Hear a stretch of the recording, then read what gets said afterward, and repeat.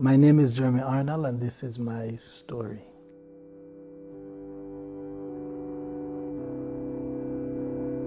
I am one of 13 siblings. My mother was 5 months pregnant with the 10th child at that time when she was taken into a premature labor. She was taken to the hospital where she met the doctors who knew her well.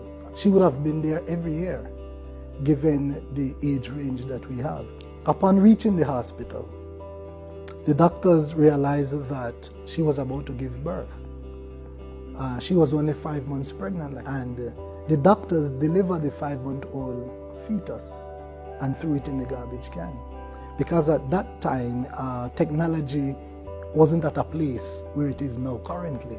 The doctors, they wouldn't seek to waste time and energy on something that have no life.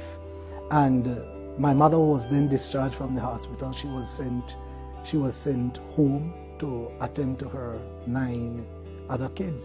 Now bear in mind, it was her alone. Our father was not there, he was absent. And they discharged her from the hospital, and she would return back to the garbage can, where she looked and she found her fetus, her baby. And she took a rag from her pocket and she picked up her baby, put it in the rag and put it in her pocket, and she went home. Upon reaching home, greeted by 9 hungry kids, she took the dress that she had on off and she placed it in a tub of water that was there. She went inside, she attended to everybody, and somebody asked, "Mommy, what about the baby?" And then she remembered that the baby is in the rag, but the rag is in the pocket of the dress, and the dress is in the tub of water.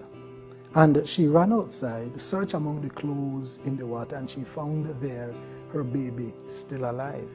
And she said she heard a voice saying, "Go and stand with it out in the sun."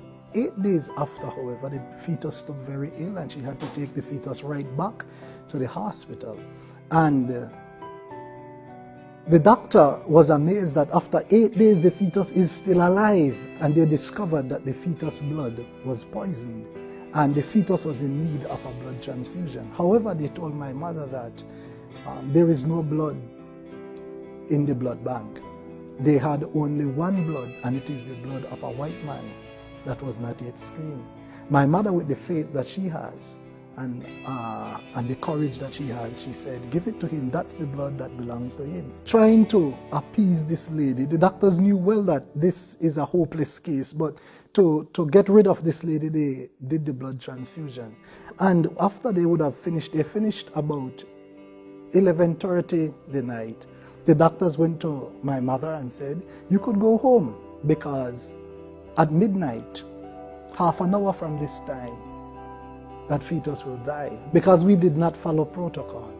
We did not do what was necessary to be done for this to have been a success. 1 hour, however, after midnight, when they went to check upon the fetus, my mother told me from down the hall they could have heard a heart beating very loud, and it was the heart of the fetus. 1 year later, the fetus was still alive, but the fetus was very ill. So my mother had to take the fetus back to the hospital, where she met there the same doctor and the same staff. Now somebody might ask, why didn't she go to another hospital? Well, the truth is, she was extremely poor, and she couldn't afford going to another hospital. But more than that, at hindsight now, I see that it was God working for the life of the fetus. And God would have this doctor and these staff to witness the miracle working power of him. The doctor then was amazed that after 1 year the fetus is still alive. At this time, you would think that the doctor would recognize that there is a supernatural power working behind the scenes. But the doctor looked at my mother and said, "Don't get too attached. At the age of 2, he will be totally crippled. At the age of 3, he will be totally blind. At the age of 4, he will be a complete retard. And at the age of 5, he will die." I want to say that man can appoint, but God ultimately disappoints. At the age of 6, the fetus went into primary school, not with a cane, because he wasn't blind, not in a wheelchair because he wasn't crippled, and he wasn't placed in a special section because he wasn't a retard. As a matter of fact, the fetus aced every subject in primary school, went on to high school and to junior college. And I want to tell you that that fetus happens to be me today. Currently, I am in Jamaica studying at the Northern Caribbean University. Maybe you might have been rejected or thrown in a can like I was. But I want you to know that all is not lost, that God is behind the scenes of your life fighting for you.